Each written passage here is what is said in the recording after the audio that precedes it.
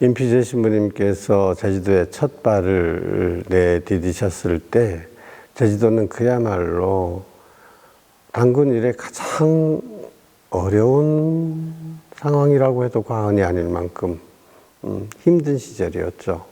그리고 또 그 바로 이후에 일제의 수탈을 거치고 해방됐지만은 바로 4.3이 일어나면서 제주도민의 10분의 1에 해당되는 3만 5천여 명이 직접 목숨을 잃거나 행방불명되는 비극이 일어납니다. 바로 그 시점에 임피제 신부님이 제주도에 들어오신 거죠. 제가 그 들어왔는데 제주도 사람들 사는 걸 보니까 가축보다도 더 어려운 형편에서 살고 있는 것이 아닌가. 그래서 제일 먼저 이 사람들에게 좀 인간답게 살 수 있는 길을 열어줘야 되겠다. 이렇게 생각하신 것 같아요. 제주도에 와 보니까 각 집집마다 돼지를 기르는데 지금 말로 똥돼지.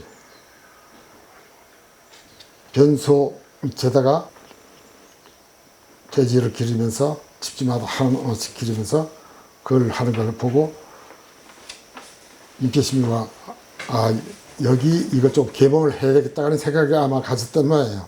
4.27을 조직해가지고 묘목 심어가지고 기름법, 감자 심하는 법 그런 교육도 있었고 또 예절교육 우리 모임해지면은 회의하는 방법, 회의 진정법도 갖고 4.27에서 그런 교육이 다 있어서 가지고 그런 걸 이제 보급하면서 할 텐데.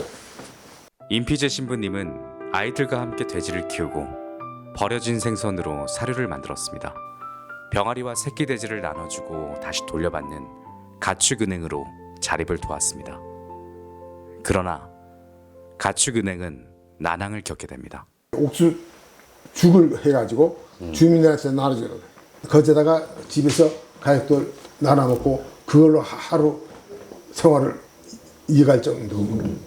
그렇게 할 텐데 어머니가 도저히 못 견디니까 이걸 장사꾼한테 있죠. 팔아넘겨가지고 집에 사용하려고 팔아버리고. 임피제 신부님은 돼지에게 먹이기 위해 옥수수죽을 퍼주었지만 너무 가난했던 주민들은 그 사료를 사람이 먼저 먹었습니다. 분양한 돼지는 생활비를 위해 장사꾼에게 팔려나가기도 했죠. 그 실패는 신부님에게 가르쳐 주었습니다. 개인의 변화보다 공동체 전체를 바꿔야 한다는 것을요. 이후 그는 돼지 사육을 체계화하고 품종을 개량했으며 황무지를 개간해 이시돌 목장을 세웠습니다. 제주 축산의 새 길이 시작된 것입니다. 제가 갔을 때 이시돌이 아주 그때가 아마 전성기가 아니었나 이시돌 목장에. 그때는 돼지만도 거의 한 2만 2천여도 이렇게 기를 때고 또 소도 한 900여도 있을 때고 면양도 한 2,200수 정도 이렇게 있을 때니까 목장이 아주 좀 활기찬 그런 목장이었습니다. 많은 분들이 요새 이시돌 목장에 오시는데 이시돌이라는 이름을 잘 모르시기 때문에 많은 분들이 여기 사장님이 이시돌이라고 생각을 하세요. 아니고 농부들의 수호성인인 성 이시도르의 이름을 딴 목장이고요. 저희는 본격적으로 목장이 시작된 거는 60년대에 저희가 이시돌 중앙농업 실습학교라는 이름으로 한국의 많은 청년들에게 농업기술, 축산기술을 가르쳐주기 위한 목적으로 이곳에 설립이 됐고요.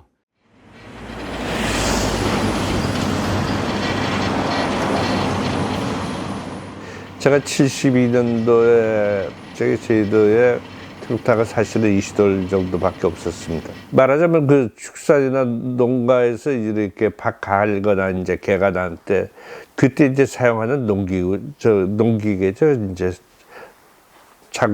작업할 수 있는 유용하게 작업할 수 있는 그런 차로 보시면 되고 그 당시에 그 이시돌에 연수원이 있었는데 거기에는 이제 뭐가 있었는가 하면 축산반, 양돈반, 개척농가반 이렇게 있어가지고 양돈반은 한 3개월 코스, 축산반은 6개월 코스, 또 개척농가반은 1년 코스 이렇게 해가지고.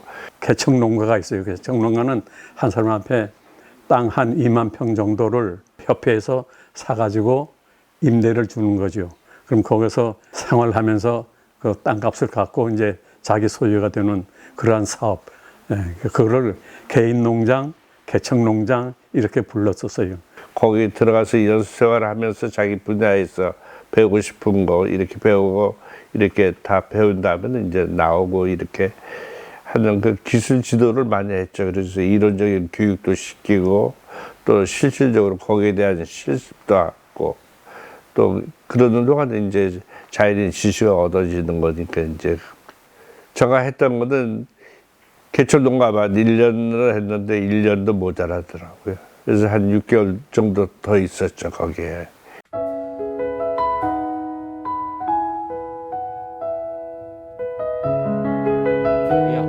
그 이후에 여러 가지 사업을 했는데 처음에는 주로 양돈업을 중심으로 이제 목장을 운영했고요.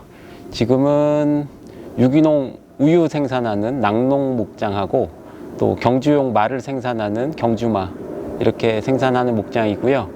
전체 지금 저희 목장의 부지는 한 150만 평 정도 되는데 그 대부분은 말이나 소를 먹일 풀을 생산하는 목초를 생산하는 목초지로 구성되어 있습니다.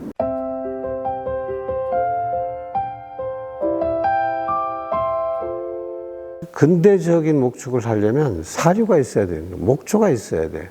목초를 재배할 수 있어야 돼. 근데 제주 땅에는 맞는 목초가 없는 거예요. 그래서 학자들이 다 손을 들었는데 임피제 시모님이 와서 보고 여긴 당신 고향 아일랜드하고 풍토가 비슷한데 왜 안 되냐. 그래서 많은 외국의 학자들을 불러가지고 연구를 시켜가지고 결국 성공을 해내는데 그 업적으로 인해서 막사이사이상을 받게 된 것이죠. 그런데 그렇게 해서 개발된 목초, 요즘 같으면 로열티만 해도 1년에 수십억씩 받게 될 텐데 제주도민들을 위한 거 그냥 다 나눠준 거예요. 그러니까 지금 제주도 전역이 다 목초가 됐고 다 소를 키울 수 있고 말을 키울 수 있는 목장으로 개발할 수가 있었던 겁니다. 이런 면에서 제주도의 지도를 바꾼 물이다라고 얘기를 할 수 있겠다. 푸른 목초는 곧 생명을 살리고 그 생명은 사람의 삶을 바꾸었습니다. 그리고 그 곁에는 생명을 다루는 또 한 사람의 신부가 있었습니다. 아일랜드에서 건너온 수의사 마이클 리어던 신부입니다. 이 마이클 신부님 경우에는 수의사였는데 갑자기 신부로 없었다가 신부로 왔어. 몇 년째 신부님이 그러시더라고. 봉사라니까 이 양반이 수의사 할 때 소들이 병 걸려가고 죽고 어떻게 가면은 이 사람은 약품을 막 다 거기 갖다 줘보는 거라. 한 번은 이렇게 보니까 약이 없더래. 약이 없어지니까 마이클 약 어디 갔어?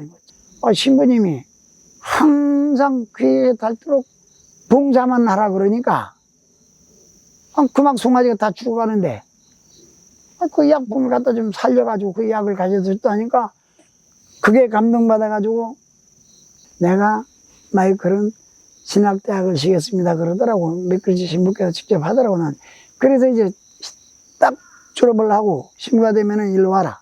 수의사가 신부가 되고 일로 온 거라. 대학 졸업하고 그 이제 같이 일하다가 이분 굉장히 계획적으로 딱 이분한테 이거를 물려주려고 넘겨주려고 딱 생각을 했던 것 같아. 안에 아일랜드에서 수의학 하나밖에 없었어요. 학교. 외국 갈 마음 없었지만은 인터뷰 면접만 부르면은 가서 형식적으로 하고 친구도 많고 술 마시고 생겨 했는데 그걸 면접하기 전에 누구한테 추천서 받아야 돼요. 그럼 우리 고등학교 선생님한테 받으면 학생한테 받으면 되겠다 했는데 그분한테 부탁하고 그러면 나 인터뷰만 해요. 인터뷰만 받으면 돼요. 너 아빠 이거 갈 가능성 없지만은 그러는 우리 수의학 학장한테 받으면은 인정할 것이야. 이 학장이 이 학생 추천한다고 하니까 확실히 인터뷰할 거야. 그분 많이 뵙고 혹시 추천서 써주시겠냐고 왜 이거 하냐고 나 좀 외국 갈까 말까 생각 중이야. 뭐 봉사할 마음 있다고. 그분 옛날 콜롬비아 외방선교회 신학생이었어요. 자기 아는 신부님, 임PJ 신부님 여기 한국에 와 계시는데 목장하고 있는데 그 수의사 필요할지도 몰라. 여러 봉사자 가는데 뭐 신경해보겠다고. 그래서 그분은 임신부님한테 편지 보내주시겠다고. 알아서 하라고. 나 상관없다. 그 다음에 시험 마지막 막년 시험 앞두고 미스터 마이클 리어든 학장 사무실 오시라고 가보니까 학장한테 임PJ 씨한테 편지 왔다. 그 다음에 나는 어떻게 할까. 그래서 그 내용을 보니까 진짜 누구 올 수 있어서 너무 반갑다. 항상 필요하다. 그런데 가게 오게 됐어요. 처음에 영국까지 주말에 술 마시러 가려고 했다가 한국 2년 반 아니야 평생 살았어요. 그래서 그래도 재밌는 거는 제주도 안에 사는 거 너무 좋았어. 뜻밖의 나 못 살지 알았어. 또 못 사는 이유 많았지만은 또 가끔씩 여기 진짜 거기 왔을 때 좀 외로운 쪽이 있으세요. 힘든 쪽이 답답할 일도 많고 그래도 이상하게 마음 깊은 속에 괜찮았었어요. 좋았어요.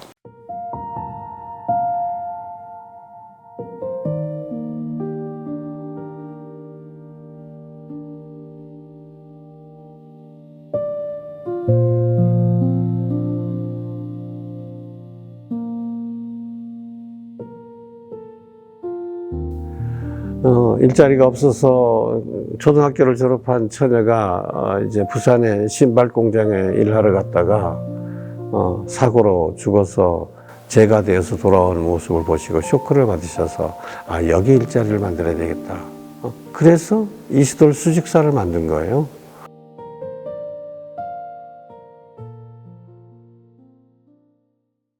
한림수직은 이시돌 목장의 제주 사람들한테는 정말 아버지와도 같은 이런 임PJ 신부님께서 제주 여성들, 특히 이런 소녀분들, 청년분들이 할 일이 없어서 섬을 떠나야 하는 이런 이유에 너무 마음 아파하시고 그 문제를 해결하기 위해서 만들어진 브랜드였다라는 사실을 알게 되었죠. 전성기 때의 한림수직은 제주 여성들 1,300명에게 일자리를 제공하였고 그냥 단순하게 그냥 니팅을 하는 게 아니라 이 명품으로 금방 자리를 잡아서 뭐 미국의 타임지에도 실리고 일본에서 더 유명한 명품 니트 브랜드로 수십 년을 살다가 이런 산업화 시대 그리고 물질주의 시대 이런 걸 거쳐서 이런 어떤 수작업이라든지 오래 걸리고 비싼 이런 것들이 점점 사라지게 된 그 영향 때문에 한림수직이 사라지게 된 것이란 말이죠. 그러니까 처음에는 아주 단순한 구조였거든요. 그러니까 여기서 양을 사육해서 과거에는 그 털을 이용해 가지고 제품을 만든다 이런 구조였는데 지금은 아시겠지만 여러 가지 국내 산업의 여건이 우리나라에서 양털을 가공하거나 그걸 제품화하는 과정 자체가 거의 없어졌습니다. 그래서 지금은 저희가 양을 거의 많이는 사육하지 않고 있는데 사실 저희 고민은 우리가 양을 사육해서 그걸로 옷을 만드는 과정 자체를 복원하는 것보다는 뭐 어떻게 보면 좀 범위를 넓혀서 생태적으로 어떻게 보면은 지역에 특화된 상품, 이야기가 있는 상품을 만드는 과정에 저희가 집중하고 있어서 지금 저희 과제이기도 합니다만 지금은 양을 상업적 목적으로, 그러니까 산업적 목적으로 사육하는 게 여러 가지 여건상 맞지 않기 때문에 당분간은 양을 대량으로 과거처럼 사육하지는 못할 것 같습니다. 예. 그때 거의 10,000마리 이상의 양이 있었어요. 그 털을 한라산 계곡에서 막 발로 밟고 빨아가지고 그 털을 빨고 걔를 하나로 물레를 돌려서 그 실을 만들고 그 실로 손으로 짜서 한림수직 한 벌이 나온 그런 거예요. 그때 이제 그 아일랜드에서 3분의 수녀님을 모셔왔어요. 근데 아일랜드는 원래 니팅이 굉장히 발달된 나라예요. 지금도. 예. 그래서 그때 이제 솜씨가 되게 좋은 그 수녀님들이 오셔서 이제 처음에 한림수직 브랜드 만들어지기 전에 한림수직 직조 강습소의 형태로 시작이 되어서 여성들한테 이 니팅법을 알려줘야 되잖아요. 그 수녀님들을 통해서 들어온 게 아란니트라는 거예요. 근데 이 아란니트가 무슨 뜻이냐면 아일랜드의 아란섬의 니팅 방식이라는 뜻이에요. 양모 니트는 원래 어부들이 입는 옷이에요. 왜냐면 그 실이 자연적으로 가지고 있는 이런 양의 기름이 방풍과 방습에 굉장히 좋은 효과가 있어서 어부들이 입는 옷이에요. 그래서 그 아란 니트가 들어오게 됐어요. 근데 이 아란 니트가 이제 시간이 점점점 가면서 이제 제주 무늬화 된 거죠. 여기에 보시면은 이런 무늬들, 그리고 뭐 예를 들면은 뭐 여기는 이제 그 벌집 무늬인데 이게 이제 그러니까 어부들이 입던 옷이라고 말했잖아요. 그 꿀벌처럼 부지런히 성실히 열심히 일을 하는 것, 그런 의미가 담겨 있고, 그리고 여기 이제 밧줄을 보면은 이제 배에서 사용을 했던 그런 밧줄의 무늬 등등등 해서 지금 다 하나하나마다 다 뜻이 있고 이런 패턴을 가지고 있는 그런 옷이죠. 그럼 사실 이게 대표적인 그 무늬와 이 배열의 한림수직 이제 기본이라고 할 수 있고, 이제 저희도 이런 뭐 다른 뭐 조끼라든지 아니면 뭐 스웨터라든지 이런 걸 만들면서 이제 조금씩 변형이 되거나 조합이 새로운 것들을 만들어내고 있죠. 한림수직의 방직기에서는 실보다 먼저 삶의 무늬가 짜였습니다. 그 무늬는 사라졌다가 다시 섬의 바람 속에서 되살아났습니다. 섬을 잇던 그 실은 이제 사람을 잇는 힘이 되어 한림신협으로 이어집니다. 제주도 전체가 좀 살기가 어려우니까 임시무님께서 이 사람들을 좀 잘 살게 하기 위해서 뭔가를 해야겠다 해가지고 보니까 은행은 문턱이 높고, 그러니까 은행에서 대출 받는 것도 어렵고 하니까 임시무님께서 이제 부산에 계시는 서 가브리엘라라는 수녀님을 모셔다가 신협을 제주도에 처음 이제 만드신 거죠. 그때 다 은행은 문턱이 높다고 그랬는데, 특히 이제 제 경험으로는 농협에 무슨 대출을 받고 싶어도 우리 동네 사람끼리 서로 보증을 서서 대출을 받을 수가 있었는데, 갑자기 같은 동네 사람은 안 된다. 한림 사람을 한 분 보증인으로 세워라. 그러니까 개척농장에 사는 사람들은 거의 다가 이제 외부에서 온 사람들이거든요. 그러니까 한림 사람을 알 수가 없으니까 대출을 못 받고 이제 그런 어려움이 있었죠. 그러니까 그때. 1960년대 은행이 없던 한림 사람들은 개로 돈을 모았지만 개주가 망하면 평생의 돈을 잃고 목숨까지 끊는 일도 있었습니다. 임피제 신부님은 안전한 은행을 만들고자 메리 가브리엘라 수녀의 도움으로 1962년 한림성당에서 촛불 아래 제주 첫 신협을 세웁니다. 가난한 신자들이 모은 작은 돈은 이웃의 삶을 지탱했고, 그 연대의 정신은 곧 사람들의 일터이자 집이 된 퇴시폰으로 이어졌습니다. 지역에 한 3만여 평씩 그 집 있는 거에 3만여 평씩 이렇게 나눠가지고 거기 개척농가, 그러니까 축산을 할 수 있도록 진공 상태를 만들어 가지고 가운데 그게 철근에 안 들어갔어요. 그 퇴시폰이. 퇴시폰 이거는 우리 어릴 때 보면은 돌 싸니까 돌이 워낙 많으니까 그거를 돌 빼면은 요만한 거 얼마씩 해서 사는 거라. 돌을 이렇게 해라. 1m 가량 1m에 높이는 10cm다 20cm다 자갈 요만씩 하고 만들어가지고 깔아놓은 거를 우리 동네 사람들이 와서 망치로 패가지고 돌 자갈을 이렇게 만드는 거라. 이거를 사가지고 세멘 가루하고 그거를 모래하고 섞어서, 그래서 그걸 처음에 하더라고. 이렇게 가마니로 이렇게 싸가지고 그 위에 붓더라고. 부어가지고 처음에는 저거에 돼지도 키우고, 처음에는 돼지를 저렇게 키웠어. 퇴시폰과 신협이 사람들의 삶을 지탱했다면 이제는 그 삶의 마지막을 함께하는 쉼터가 필요했습니다. 의료의 손길이 닿지 않던 병든 이들에게는 그들의 존엄을 지켜주는 돌봄이 필요했습니다. 제일 어려운 파트가 바로 노인들 문제였어요. 이 노인들을 이렇게 제주도에 대해서 잘 모르시는 분들은 깜짝 놀랄 만한 문화가 있는데 저는 제주도에 제주도식 고리작이다라고도 얘기하는데 어른들이 자기가 생산 능력이 떨어지면 자기 집을 비웁니다. 그리고 문간에 있는 밭거리라고 일컬어지는 조그만한 집 방으로 옮겨가요. 그리고 거기서 자기 스스로 밥해 먹다가 그럴 밥해 먹을 능력도 안 되면 그냥 죽어요. 같이 있으면 다 같이 못 사니까, 다 같이 죽으니까 부모들이 스스로 밭거리라고 해서 그쪽으로 가서 자신의 삶을 스스로 마감을 하는 거예요. 이런 상황 속에서 이분들도 정말 인간적인 존엄성을 지니고 마지막을 보낼 수 있도록 해줘야겠다. 성 이시돌 복지의원은 돌아가신 임피제 신부님께서 이시돌 마을의 마지막 사업으로 만드신 곳이에요. 네.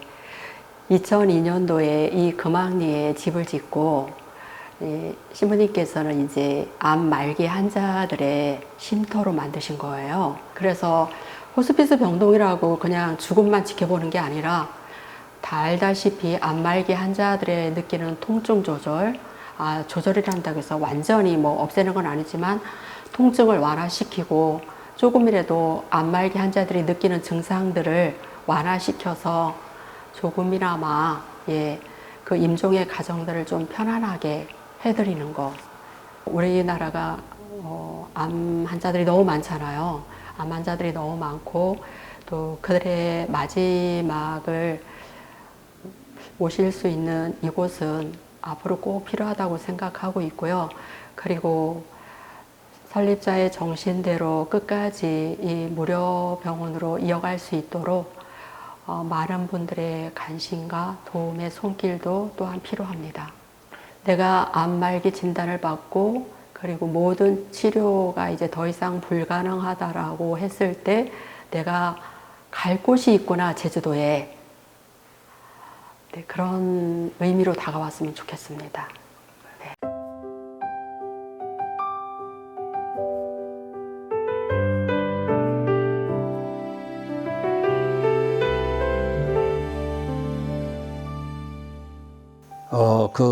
지금 있는 건물을 좀 헐고 새로 집을 지어야 되는데, 당신이 그 건물을 못 헐게 하더라고. 지금 그 벽돌로 되어 있는 그 건물, 그 사제관 있는 건물을. 그거를 좀 헐어야만 집을 질 수 있겠는데, 이 양반이 절대 헐지 못하게 하는 거야. 그럼 당신 건물을 지라고 하면서 그걸 헐지 않으면은, 그럼 난 어떻게 하느냐. 몇 번 다퉜어야지, 그것 때문에. 그러고 어느 날 아직 내가 결정적으로 한번 끝장을 보려고 밤에 신부님한테 찾아 들어가서 이거 아니면 못하는데 어떡할 겁니까? 그리고 내가 새로 건물을 멋지게 사직관 지어줄 테니까 헐자. 양반이 그 얘기 딱 듣고선 저기 한림 앞바다를 그 사제관에 가면 저 유리창 있어요. 뒤로 돌아서 그걸 내다보면서 내가 여기서 제일 힘들고 어려웠고 했을 때 저 한림 앞바다를 내다보면서 내가 눈물 짙은 곳입니다, 이거야. 나 그 얘기를 딱 듣는 순간에 내가 이 양반하고 살면서 그 속마음을 내가 그때 다 읽을 수 있었어요. 그 인간적으로 외롭고 기댈 데 없을 때 한 인간으로서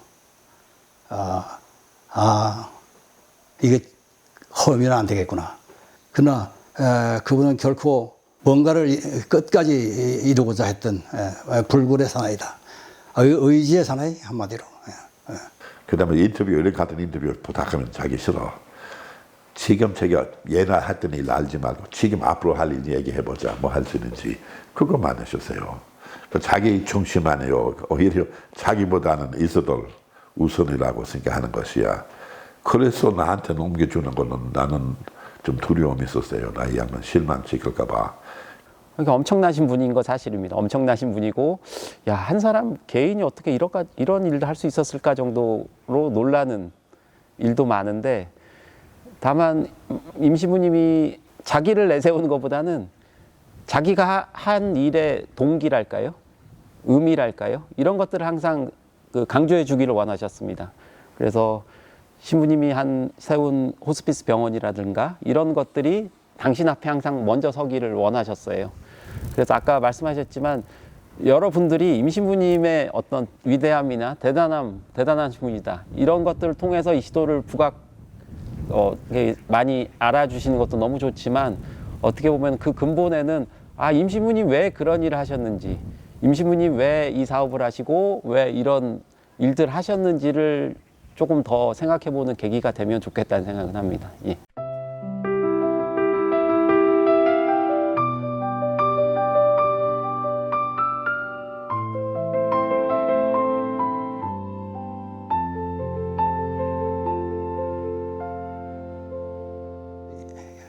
우리 임 신부님, 제가 임피제라고 이름 지어드렸지 않습니까?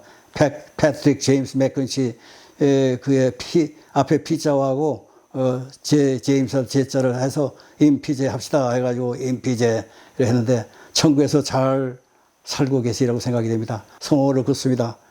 예, 신부님 천국에서 편안히 사시고 이 시도를 잘 돌봐주십시오. 아유, 신부님 너무 보고 싶습니다. 신부님이 계신 동안에 그래도 저희 든든한 지주목처럼 지켜봐 주시고, 제가 지금까지 있는 동안에 신부님 말씀에 순종할 수 있도록 이렇게 도움을 주셔서 감사합니다. 저도 신부님같이 언젠가는 또 땅에 묻힐 날이 있겠죠.